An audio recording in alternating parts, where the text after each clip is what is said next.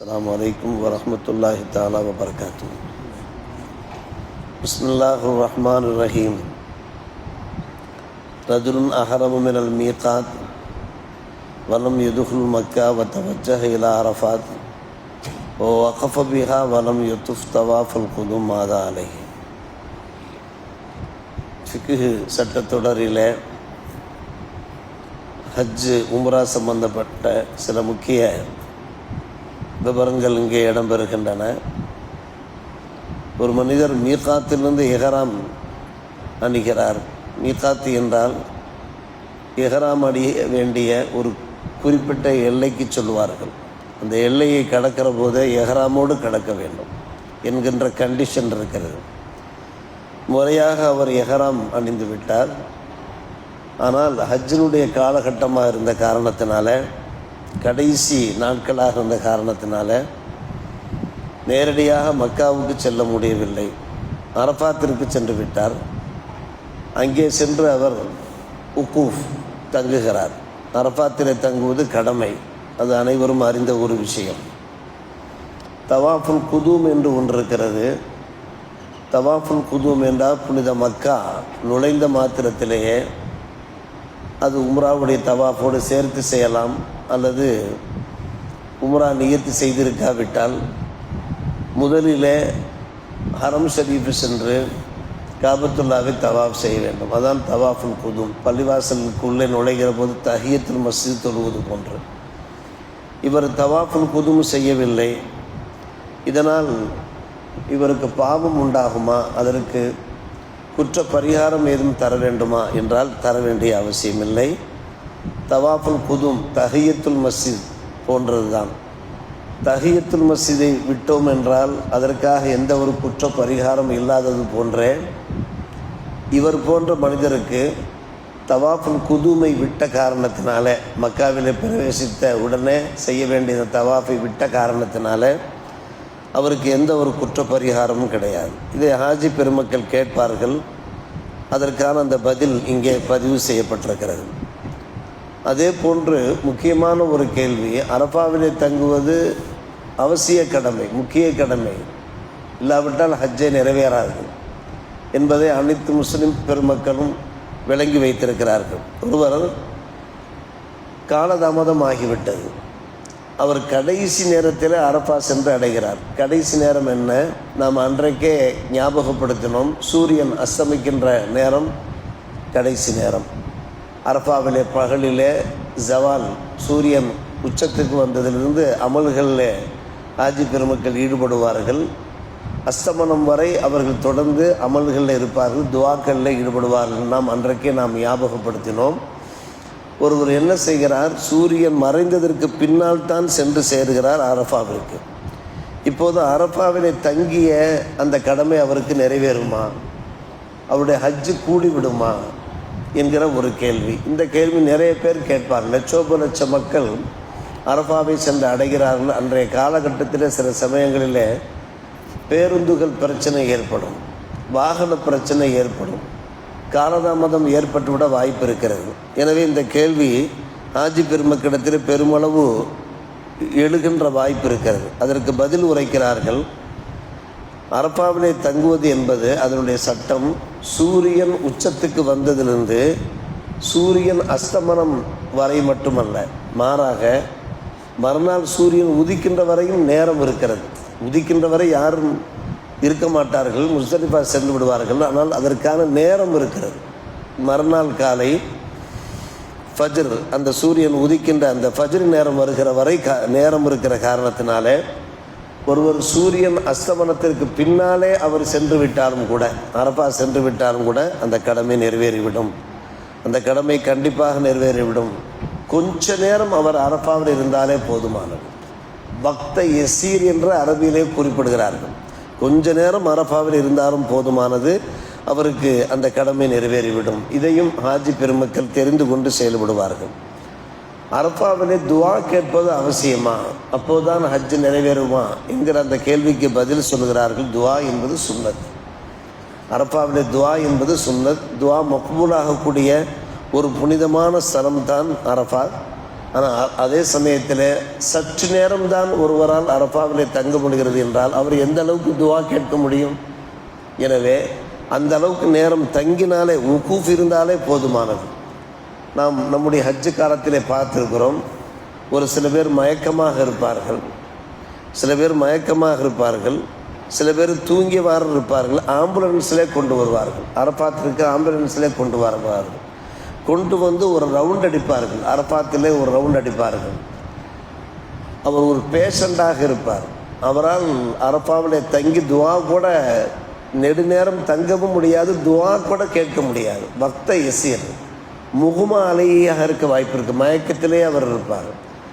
Saudi அரசாங்கம் என்ன செய்யும், அவருக்கு என்று ஸ்பெஷல் ஆம்புலன்ஸ் ஏற்பாடு பண்ணி அவரை அரஃபாத்துக்குள்ளே அழைத்து சென்று அவர் ஒரு ரவுண்ட் பண்ணுவதற்குள்ளான ஏற்பாட்டை செய்து கொடுக்கும். அந்த முறையிலே ஒருவர் அரஃபாவிலே தங்கினார், பக்த எசிர் சற்று நேரம் தான் போதுமானதாக இருக்கிறது. மொத்தத்திலே அரஃபாத்திற்கு உள்ளே பிரவேசிக்க வேண்டும், அதுதான் மிக மிக முக்கியமான ஒரு விஷயம். நமக்கு சுயநினைவு இருக்கிறது, நமக்கு நல்ல வாய்ப்புகள் சந்தர்ப்பங்கள் இருக்கின்றன. எந்த அளவுக்கு துவா கேட்க முடியுமோ துவா கேட்க வேண்டும், அதில் சிந்தித்தும் சந்தேகமில்லை. இவர்கள் போன்ற நோயாளிகளுக்கு, காரணமுடையவர்களுக்கு இப்படிப்பட்ட ஒரு சலுகை நம்முடைய மார்க்கத்தில் இருக்கிறது. லட்சக்கணக்கான ரூபாய் செலவு செய்து செல்லக்கூடிய அந்த மக்கள் அங்கே சென்று அவரால் முடியாமல் போகிற போது உம்முடைய ஹஜ்ஜு நிறைவேறாது என்று சொன்னால், சற்று நேரம் மட்டும் அரஃபாவிலே நீ ரவுண்ட் பண்ணால் ஹஜ்ஜு நிறைவேற முடியாமல் போய்விடும் என்றால் அது நம்முடைய மார்க்கம் சிரமமாக ஆகிவிடும் என்கிற அடிப்படையில் அது கூடும். அடுத்து கடைசியாக ஒரு முக்கியமான ஒரு விஷயத்தை குறிப்பிடுகிறார்கள். ஹஜ்ஜினுடைய அந்த மனாசிக்குகள் கடமையில் நிறைவேற்றுகிற விஷயத்தில் எல்லா கடமைகளிலும் ஆணும் பெண்ணும் சமமாக, பெண்ணுக்கான சட்டங்களிலே ஏதாவது விதிவிலக்குகள் இருக்கிறதா அல்லது விசேஷ சட்டங்கள் இருக்கின்றனவா என்கிற கேள்வி இரவு 10:30 மணிக்கு மக்காவிலிருந்து எனக்கு அலைபேசியில் அழைக்கிறார்கள். அதில் இப்படி ஒரு சம்பவம், இதற்கு என்ன பதில் சொல்லுங்கள் என்று கேட்கிறார்கள். அதற்கான விளக்கம் இன்றைய பாடத்தில் அவர்கள் கேட்ட கேள்விக்கான விளக்கம், அவர்கள் விளக்கம் கேட்டதற்கு பின்னால் தான் இந்த விஷயத்தை பதிவு செய்ய வேண்டும் என்கிற ஒரு சிந்தனையே நமக்கு ஏற்பட்டது. அதற்கான விளக்கம் நாம் விளக்கம் சொல்லிவிட்டோம். இப்போது நாம் வாசிக்கின்ற அந்த வாசகங்களிலே அந்த விஷயம் இடம்பெறுகின்றன. அல் மரஅத்து ஃபீ ஜமீஇ தாலிக கர்ரஜுல், பல்வேறுபட்ட சட்டங்களிலே ஆணுக்கும் பெண்ணுக்கும் ஒரே சட்டம்தான், ஆனால் பெண்ணுக்கான சில ஸ்பெஷல் சட்டங்கள் இருக்கின்றன. என்ன சட்டம்? எஹ்ராம் அணிந்திருக்கிற போது ஒரு பெண்மணி தன்னுடைய தலையை திறக்கக்கூடாது, தன்னுடைய முகத்திலே நிகாபை வைத்து மூடக்கூடாது. அவர்கள் முகமூடி மாதிரி அணிந்திருப்பார்கள் அல்லவா, மூடக்கூடாது. நம்பர் 1. தல்பியா சொல்லும்போது தல்பியாவை குரல் உயர்த்தி சொல்லக்கூடாது. பெண்களுடைய குரல் ஒரு அவுரத்தல்லவா, அந்நிய ஆடவர்கள் கேட்கிற அளவுக்கு பெண்கள் பேசவே கூடாது. பேருந்திலே சென்றாலும், புகை வண்டிகளில் சென்றாலும், பொது வழிகளில் இருந்தாலும் பெண்கள் பேசுகிற போது அமைதியாகத்தான் பேச வேண்டும். பெண்கள் பேசுகிற போது மெதுவான குரலிலே பேச வேண்டும். அதே போலதான் தல்பியாவுக்கும் அதே சட்டம்தான். லப்பைக் அல்லாஹும்ம லப்பைக் அவர்கள் உரைக்கிற போது மெதுவான குரலில் தங்களுக்கு மட்டும் கேட்கிற அளவுக்கு அல்லது பக்கத்திலே உள்ள பெண்ணுக்கு மட்டும் கேட்கிற அளவுக்கு தல்பியா சொன்னால் போதுமானது. 2வது விஷயம்.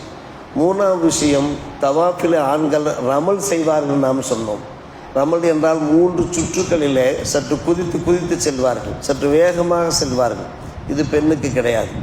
நம்பர் 4, அதே போன்று சஃபா மர்வாவுக்கு மத்தியிலே சை செய்கிற போது 2 பச்சை விளக்கு தூண் இருக்கும். அதற்கு வரலாற்று பின்னணி இருக்கிறது. அந்த பச்சை விளக்கை பகுதியை கடக்கிற போது ஆண்கள் சற்று வேகமாக தோல்புஜத்தை அசைத்த வண்ணம் வேகமாக செல்வார்கள். அதுவும் பெண்ணுக்கு கிடையாது. நம்பர் 4, பெண்கள் தம்முடைய தலைமுடியை ஒரேடியாக மடிக்கவே கூடாது. நாம் அன்றைக்கு சொன்னோமே, உம்ராவை நிறைவு செய்கிற போது, ஹஜ்ஜை நிறைவு செய்கிற போது கடைசியில் முடியை கட் பண்ணி கொள்ள வேண்டும் என்று.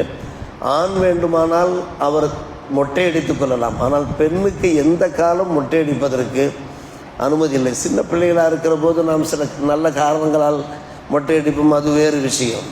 எனவே அந்த பெண்மணி மொத்த முடியிலிருந்து கடைசியில் லேசாக கட் பண்ணி கொண்டாலே போதுமானது. நம்பர் 5, இதுதான் இரவு கேட்ட கேள்வி.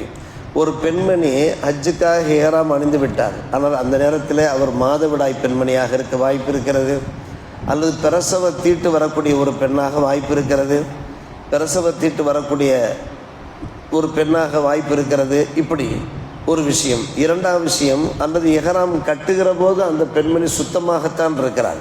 இங்கிருந்து போகிற போதே மாஷா அல்லாஹ் அவர் நல்ல சுத்தமான முறையில் தான் எஹராம் கட்டிவிட்டு போகிறார். ஆனால் ஹஜ்ஜினுடைய காலகட்டம் வருகிறது, துல்ஹஜ் பிறை 8, அந்த நேரத்தில் அவள் சுத்தம் இல்லாமல் போகிறார். இரவு கேட்ட கேள்வி என்னவென்றால், உம்ரா செய்ய நினைக்கிற போது ஒரு பெண்ணுக்கு மாதவிடாய் வந்து விட்டது. என்ன செய்வாள் இந்த பெண்மணி? காரணம், ஒரு மாதவிடாய் வந்த பெண்மணி இருக்கிறாரே, அவர் தொழ முடியாது, மட்டுமல்ல மஸ்ஜிதுக்குள்ளும் நுழைய முடியாது. எப்போதும் மஸ்ஜிதுக்குள் நுழைய முடியாது, தவாப் செய்ய முடியாது, உம்ராவுடைய தவாப் செய்ய முடியாது. உம்ரா தவாப் செய்ய முடியாதுங்கிற போது அந்த பெண்மணி என்ன செய்வார், என்ன செய்ய வேண்டும் என்று கேட்கிறார்கள். இவர்கள் போன்ற பெண்மணிக்கு அன்பு சகோதரர்களை என்ன செய்துவிட வேண்டியதுதான், அந்த உம்ராவை ஒத்தி வைக்க வேண்டியதான், தவாஃபை ஒத்தி வைக்க வேண்டியதான். தவாஃபை ஒத்தி வைத்து ஹஜ்ஜினுடைய காலகட்டம் நெருங்கிவிட்டது என்றால் மினா, அரஃபா, முஸ்தலிஃபாவெல்லாம் சென்று அங்கே செய்ய வேண்டிய அமல்களை செய்து கொண்டிருக்க வேண்டியது தான்.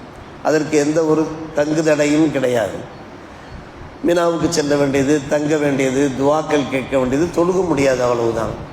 அரஃபாத்துக்கு செல்ல வேண்டியது, தொழ முடியாது, துவாக்கள் கேட்கலாம், அல்லாஹ்விடத்திலே மன்றாடி அழுதழுது துவா கேட்கலாம். இது போன்ற அந்த ஹஜ்ஜு கிரைகள் கல்லடிக்கலாம். பின்பு கல்லடித்ததற்கு பின்னாலே, மினாவுக்கு வந்ததற்கு பின்னாலே குர்பானி கொடுக்குற அந்த நற்காரியங்கள் வருகின்றன. இது போன்ற அந்த அமல்கள் எல்லாம் ஈடுபடலாம். அதற்கு பின்பு எப்போது அந்த பெண்மணி சுத்தமாகிறாரோ, சுத்தமானதுக்கு பின்னாலே நிலுவையில் இருந்த, பெண்டிங்கில் இருந்த அந்த உம்ராவை அந்த பெண்மணி நிறைவேற்றி கொள்ள வேண்டியதுதான். அதுவரை என்ன செய்வாள்? காரணம், அவர்கள் கேட்கின்ற கேள்வியில் அவருடைய இதய தாகம் தெரிகிறது, மன வேதனை தெரிகிறது. இவ்வளவு தூரம் வந்தோம், கடைசி நேரத்தில் இப்படி மாதவிடாய் வந்து விட்டது, பள்ளிவாசலுக்கு செல்ல முடியவில்லை, தவாப் செய்ய முடியவில்லை என்று பெண்கள் அழுகிறார்கள். ஆயிஷா அம்மாவும் இப்படித்தான் அழுதார்கள் ரலியல்லாஹு அன்ஹா. ஹஜ்ஜினுடைய காலகட்டங்களில் ஆயிஷா அம்மா மூலமாக அல்லாஹ் அப்படிப்பட்ட ஒரு சம்பவத்தை நிகழ்த்தி காண்பித்தான். பெருமானார் கேட்டார்கள், அல் முஃபிஸ்தி, உனக்கு மாதவிடாய் வந்து விட்டதா, இதற்கு அழுவதற்கு என்ன வேலை இருக்கிறது? நீங்கள் ஹஜ்ஜினுடைய மனாசிக்கெல்லாம் சரியாக செய்யுங்கள், ஹஜ்ஜை முடித்த கையோடு நீங்கள் உம்ராவுக்கு செல்லுங்கள் என்று பெருமானார் ரசூலே கரீம் ஸல்லல்லாஹு அலைஹி வஸல்லம் சொன்ன அறிவுரை 1400 ஆண்டுகளுக்கு முன்னாலே அளித்த அந்த அறிவுரை இன்றைக்கும் நம்முடைய பெண்மணிகளுக்கு அது சிறந்த ஒரு பாடமாக இருக்கிறது. நாம் சொன்னோம், எனவே அவர்கள் பள்ளிக்கு செல்ல வேண்டாம், பள்ளி வெளியே அமர்ந்து புனித காபத்துல்லாவை பார்க்கின்ற அந்த ஏரியாவிலே அமர்ந்து காபாவை பார்த்து அவர்கள் அல்லாஹ்விடத்தில் துவா செய்யட்டும், துவா செய்து கொண்டே இருக்கட்டும். மற்ற ஆமால்கள், அதுக்கார்கள், அவுராதுகள் எல்லாம் அவர்கள் தங்களை ஈடுபடுத்தி கொள்ளட்டும், அதுவரை கொஞ்சம் பொறுமையாக இருக்க சொல்லுங்கள் என்று சொன்னதற்கு பின்னால் தான் அவர்களுக்கு ஒரு அமைதி ஏற்பட்டது. அதே போன்று அன்பான பெருமக்களே, அந்த ஹஜ்ஜினுடைய காலத்தில் தவாப் ஜியாரா கூட செய்ய முடியாது. தவாப் ஜியாரா என்பது மிக முக்கியமான தவாப், ஹஜ்ஜினுடைய தவாப் சுத்தமானதற்கு பின்னால் தான் செய்ய முடியும். இப்படி பெண்மணிகளுக்கு என்று சில சட்ட சலுகைகள் என்பதை விட பெண்களுக்கான அந்த பிரச்சனைகள் போது சரியான தீர்வுகளும் நம்முடைய மார்க்கத்தில் அன்றிலிருந்து இன்று வரை தெளிவாக எடுத்துரைக்கப்பட்டிருக்கிறது. கடைசியாக ஒரு முக்கியமான ஒரு விஷயம், தவாஃபு ஜியாரா அது முடிந்து விட்டது. பின்பு எல்லோரும் ஹஜ்ஜை முடித்துவிட்டு ஊருக்கு திரும்ப வேண்டிய ஒரு சந்தர்ப்பத்தில் தவாஃபுல் வதா என்று இருக்கிறது, பிரியாவிடை தவாஃப் என்று தமிழிலே கூறுவார்கள். அந்த நேரம் பார்த்து பெண்மணிக்கு மாதவிடாய் வந்துவிட்டது, ஃப்ளைட்டு கிளம்ப வேண்டும், அவர்கள் பிரயாணப்பட வேண்டும். என்ன செய்வது? தவாஃப் ஜியாராவை, தவாஃபுல் வதா என்று சொல்வார்களவா, பிரியாவிடை தவாஃப், அதை விட்ட காரணத்தினால் அந்த பெண்மணிக்கு எதுவும் குற்ற பரிகாரம் இருக்கிறதா என்றால் குற்ற பரிகாரம் கிடையாது. காரணம், அது இயற்கையாக உள்ள ஒரு விஷயம். வக்கது ஜா வக்து ரஹீலிஹா ஜாசலஹா அந்த துருக்க தவாஃபுல் வதா வலா ஷைய அலையா பிதாலிக்க, எந்த ஒரு குற்ற பரிகாரமும் கிடையாது. அல்லாஹ்விடத்தில் இஸ்திஃபார் செய்துவிட்டு பாவ மன்னிப்பு கோரிவிட்டு நல்ல முறையில் அவர்கள் விடை பெற்றால் போதுமானது என்பன போன்ற பல சட்டத்திட்டங்களை ஆண்கள் பெண்கள் அனைவரும் அறிந்து அமல் செய்ய அல்லாஹ் அருள் புரிவானாக. வாஹிர் தாவானா அல்ஹம்துலில்லாஹி ரப்பில் ஆலமீன்.